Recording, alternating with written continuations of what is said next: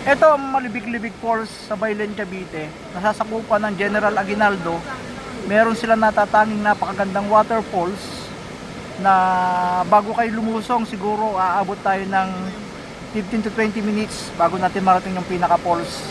Napakaganda niya, at the same time napakaluwag ng paligid, maluwag yung landscape na parang nag-uumpugang bato na namamagitan sa kanya yung pinaka-waterfalls. So ganyan yung itsura niya mga kaguhit lakbay. At the same time, marami na rin pumupunta rito, lalo na higit sa mga taga Laguna, taga Cavite,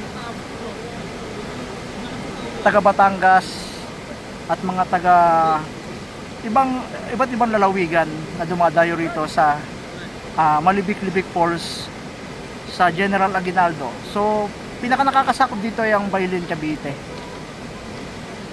Ayan mga kaguhit lakbay. Ganda, di ba? Ano yung bato?